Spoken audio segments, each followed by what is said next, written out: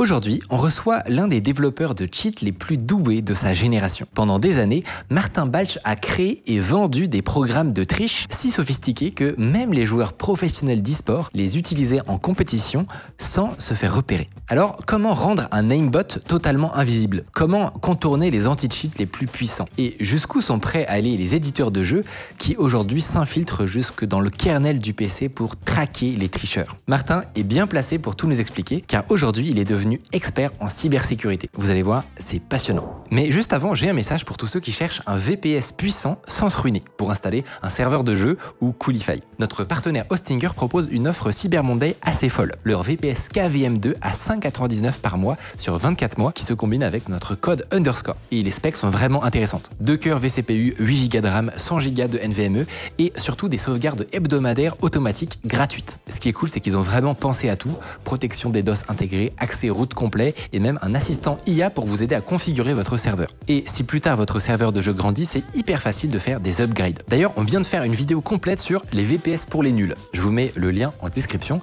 avec l'offre et on reprend. Première question évidemment, comment donc tu es tombé dans le développement de cheats? C'était quoi un peu l'élément déclencheur? Il faut revenir pas mal en arrière, hein. On est fin des années 99, début 2000.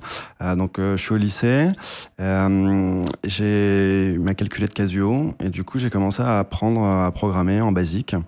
Et j'avais un camarade de classe qui s'appelait Salomon et qui, soit dit tout à fait en passant, a créé Docker. D'accord. Donc, je l'ai pas vu venir celle-là. Oui, mais il est super connu ce gars. Donc il était dans ma classe et il m'a dit: Martin, t'adores programmer, il te faut un PC, il faut que tu codes en C. Et donc j'ai économisé mon argent de poche pendant quelques temps et je me suis acheté un PC. Ok, à quel moment arrive la triche? En fait, je me renseigne, j'essaye de comprendre comment c'est. Donc je suis toujours dans une démarche de programmer. En fait, j'essaye d'apprendre à programmer en C, mais sur un sujet qui me passionne. Et du coup, les jeux vidéo, c'est une bonne porte d'entrée là-dessus. Et donc j'ai commencé à regarder, parce que ces trucs-là étaient distribués en open source, comment ils étaient codés. Et je trouve ça intéressant. Et puis, à force de taper 2-3 recherches, je finis par tomber sur un site qui s'appelle clientbot.narod.ru. Donc ça, c'était les... C'était l'heure du truc.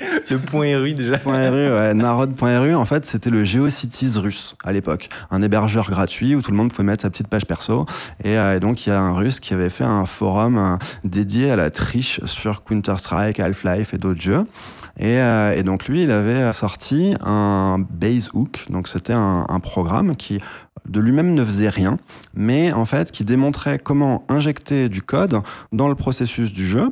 Donc il y avait un petit injecteur, un loader si on veut, qui allait forcer le jeu à charger une DLL, donc une bibliothèque de code partagée, et dans laquelle était la logique qu'on allait injecter dans le jeu. Un exemple tout simple mais très efficace et qui est toujours une des choses qui se fait le plus de nos jours dans des cheats sur des FPS, ça va être de rajouter un ESP ou un glow autour des personnages. Donc là, le jeu avait dans le moteur avait déjà des effets graphiques pour quand les personnages avaient un power-up, le quad damage par exemple dans Quake ou des choses comme ça.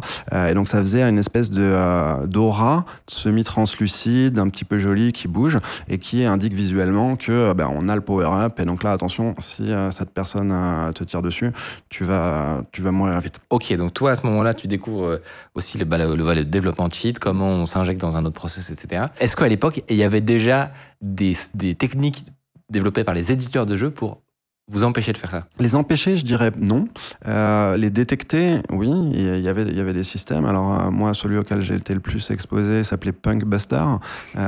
C'était ce qui protégeait Quake 3 à l'époque. Donc il y avait déjà un système de détection. Ouais, il y avait des cheats et il y avait des gens qui râlaient. Et donc il y avait des gens qui... Enfin, il y a une opportunité, quoi. Une opportunité business, etc. Dans l'ensemble, ils faisaient déjà le boulot. C'est-à-dire que ils arrivaient à détecter la majorité des cheats publics open source, ce qui n'était pas des private cheats ou ce genre de choses, parce qu'ils pouvaient se baser en fait au début, plutôt que de se baser sur des techniques particulières, ils se basaient juste en fait sur des signatures. Ils regardaient la liste des DLL qui étaient chargées dans le programme, et puis s'ils envoyaient une qui s'appelait comme ça, s'appelait OGC par exemple, c'était un cheat populaire à l'époque.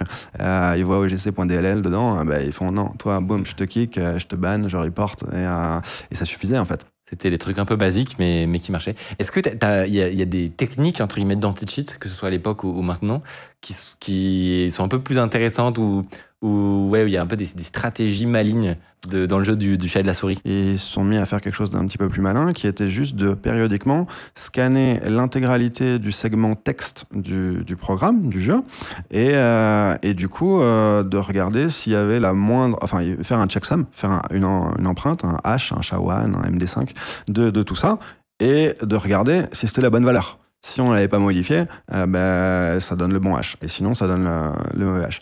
Donc, quel que soit le type de hook que je mettais, ouais. Là, ça marchait pas. Si l'intégrité a été modifiée, hop, t'es ban. Ouais, ça arrive. Et du coup, sur l'histoire du scan, tu t'en es sorti de cette histoire ou pas? Ouais, alors, j'ai contourné de deux manières différentes. D'abord, la première, mais qui me plaisait pas trop, mais qui marchait, qui était efficace, c'était de hooker, en fait, le code de l'anti-cheat pour détecter quand est-ce que eux allaient faire le scan, et à ce moment-là, en fait, enlever tous mes hooks, laisser le scan passer, et après les remettre. Ce qui donnait un petit effet visuel, un petit glitch, où il y avait tous les effets graphiques qui disparaissaient pendant une fraction de seconde et qui revenaient. Et là, j'étais, je me suis fait scanner. Je propose de s'arrêter un peu sur un autre aspect qui m'intéresse trop, c'est l'économie. Okay. On sait qu'il y a une économie dans le jeu vidéo. Qu'en est-il de la triche? Est-ce qu'il y avait une économie déjà à l'époque, une sorte d'économie parallèle où on pouvait acheter des cheats, par exemple? C'était quoi un peu les raisons qui faisaient que les gens s'intéressaient à ça? Est-ce qu'il y avait déjà de la compétition? Est-ce qu'il y avait, c'était quoi les enjeux? Alors du coup, il y avait effectivement déjà des compétitions avec du prize money. Il y avait donc des gens qui voulaient gagner, que ce soit pour des raisons monétaires ou juste pour montrer qu'ils étaient les plus forts. Et donc il y a des gens qui étaient déjà prêts à acheter des cheats à l'époque.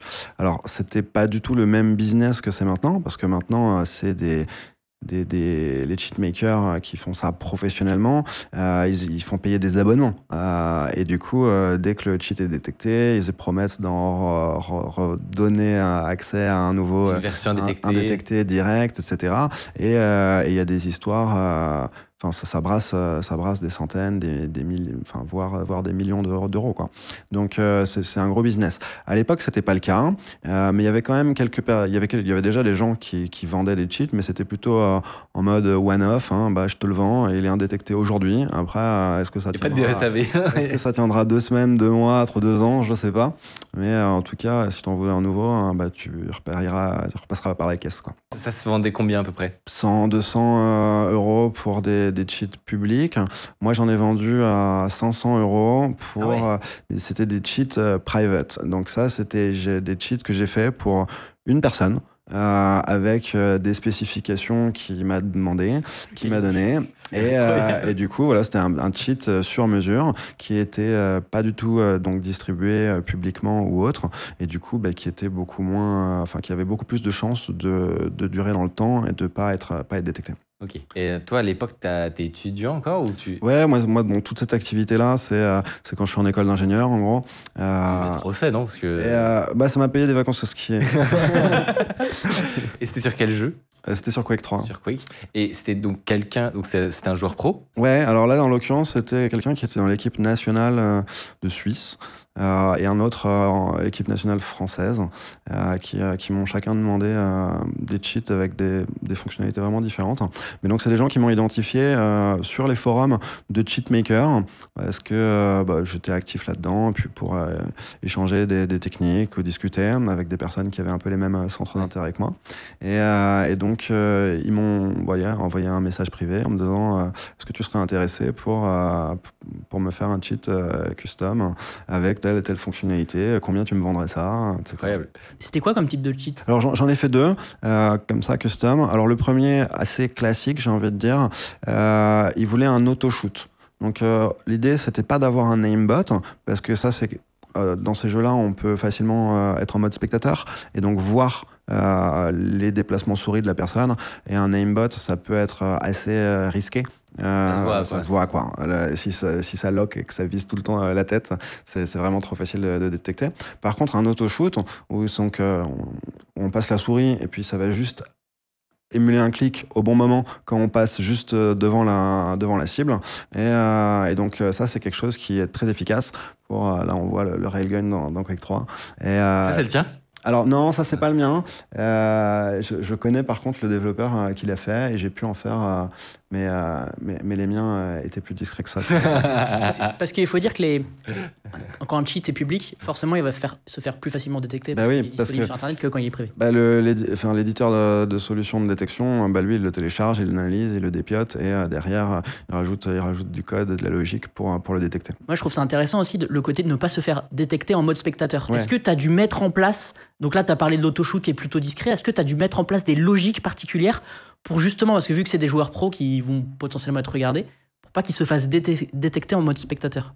Alors, j'ai fait les choses, mais pour être parfaitement honnête, c'était assez expérimental. Mais je vois maintenant, quand je regarde un petit peu de temps en temps sur les forums de cheat actuels, des gens qui font ce genre de choses aussi. Mais l'idée est de donner un comportement plus humain à un aimbot. Et du coup, donc moi, ce que j'avais pu faire, en fait, c'était de détecter, en fait, quand je déplaçais la souris, je calcule déjà l'endroit de où il faut viser pour toucher, potentiellement en anticipant le durée pour que les projectiles atteignent la cible, ou est-ce que c'est un hit scan, est-ce que c'est instantané. Mais bon, donc il va falloir prendre ça en compte, et il va aussi falloir prendre en compte le lag, le temps de réponse avec le serveur, ça peut aussi ça peut influer. Mais donc on calcule l'endroit où il faut tirer, et à partir de là, je regardais quand je voyais que la souris bougeait. Si la souris bougeait pas, je faisais rien. Si la souris bougeait, je regardais est-ce qu'elle allait dans le bon sens pour aller vers une cible. Et si oui, je la décalais un tout petit peu pour aller exactement dans le bon sens. Et du coup, en fait, on déplace la souris sur le côté. Et puis, en fait, si moi, je vise pas tout à fait bien, en fait, le cheat arrive à voir lequel je visais. Et du coup, m'aide un petit peu, me guide sur le bon chemin. Un peu comme s'il y avait un effet d'attraction sur le... Ouais, c'est un aim assist, en fait. Hein. Mais ce qui est marrant, c'est que maintenant, les aim assist, donc qui est une technologie de cheat, en fait, est intégrée de base dans beaucoup de jeux multijoueurs. Pour notamment... avantager un petit peu des joueurs console par rapport à des joueurs PC quand il y a du crossplay ou des choses comme ça. C'est vrai que c'est marrant que peut-être les premiers gens qui ont développé un aim assist, c'était vous en fait. C'est ça. Et ça m'a fait marrer de jouer à Overwatch 2 et de voir qu'il y avait un perso dont le pouvoir était de voir à travers les murs. Je dis, maintenant les fonctionnalités elles sont en standard. C'est plus de la triche, c'est une fonctionnalité. Ça c'est le premier exemple pour l'aimbot. Il y a d'autres trucs de ce genre-là où pour ne pas être détecté en live? Alors, quelque chose que on m'avait demandé de faire.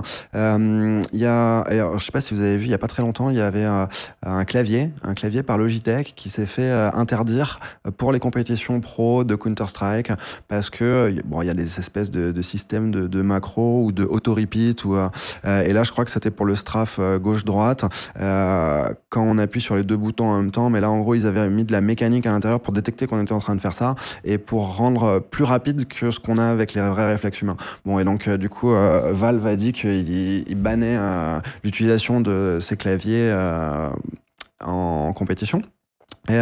Et du coup, à moindre mesure, il y a aussi des gens qui faisaient, par exemple, binder la molette à l'action de sauter pour, par exemple, courir et aller très très vite dans des escaliers pour faire beaucoup plus vite que si on faisait pas ça. Et donc moi, quelqu'un m'avait demandé, alors ça c'était vraiment un tout petit tweak, mais assez bas niveau dans le netcode de Quake, mais donc j'avais fait en sorte que s'il restait appuyé sur le bouton sauter et que du coup ça activait une fonctionnalité qui disait une frame sur deux je passe de sauter à pas sauter, sauter à pas sauter, sauter à pas sauter. Et donc lui en fait il avait aucun effort à faire, il restait appuyé sur son bouton et puis il montait les escaliers le plus vite que personne n'arrivait à faire.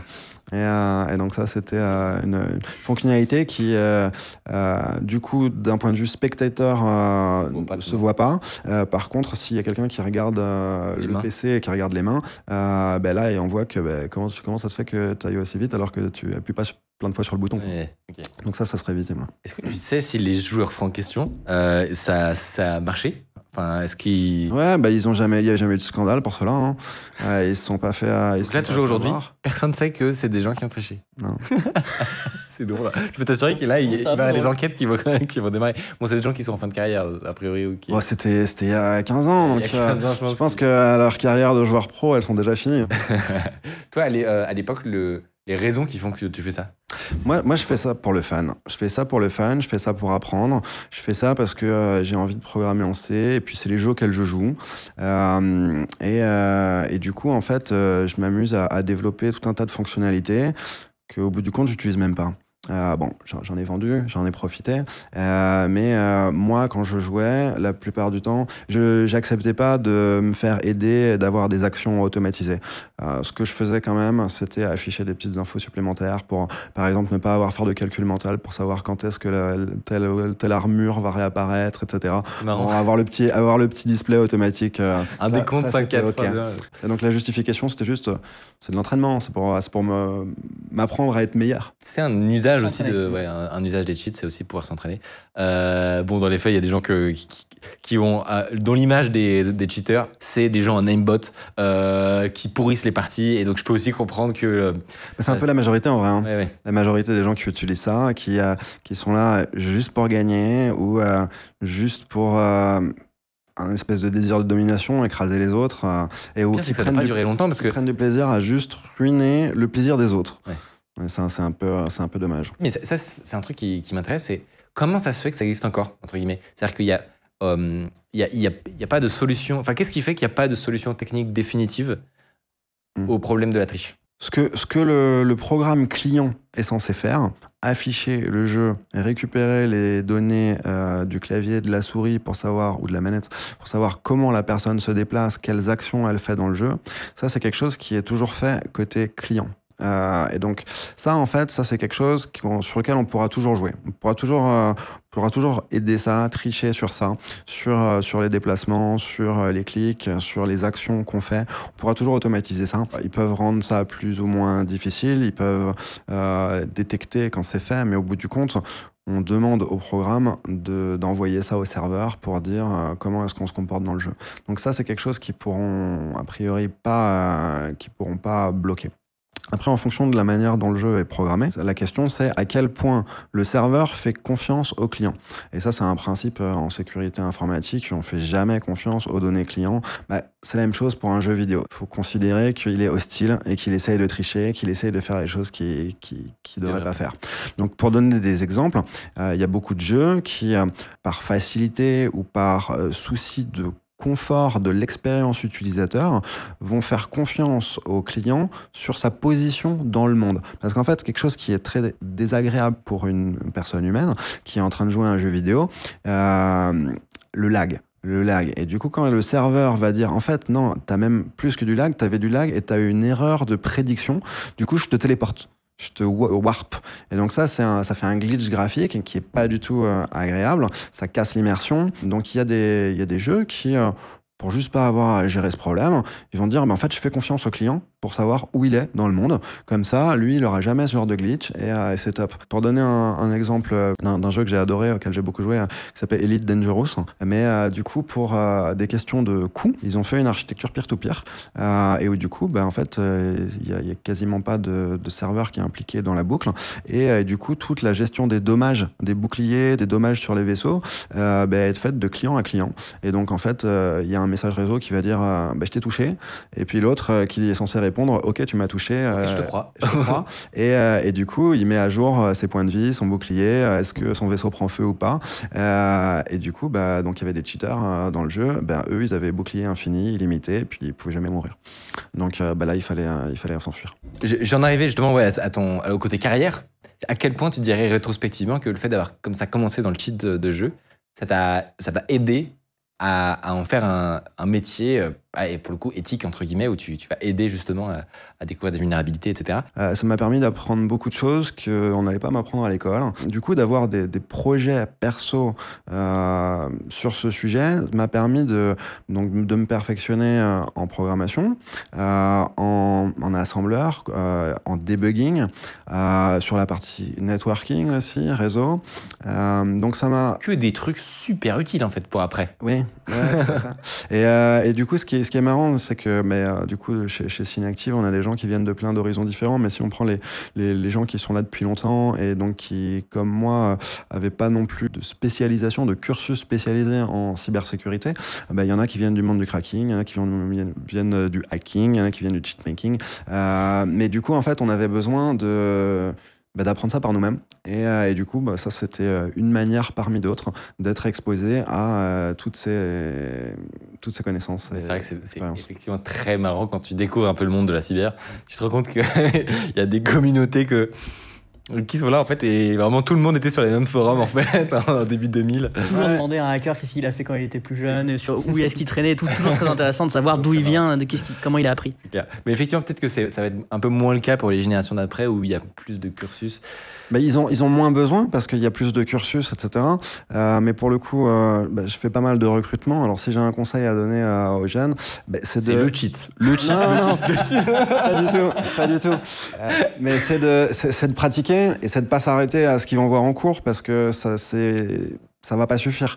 C'est d'avoir une passion, un axe, quelque chose un projet perso, juste une opportunité de mettre en pratique ce qu'ils peuvent avoir appris et vu en cours, et surtout d'avoir envie de continuer à creuser, d'apprendre des nouvelles choses, parce que c'est comme ça qu'on complète et qu'on apprend et dans les faits, quand tu bosses dans la cyber, t'es très souvent confronté à une énigme, en gros, un truc où on te donne, t'as pas un cours qui te donne la théorie de comment tu vas faire.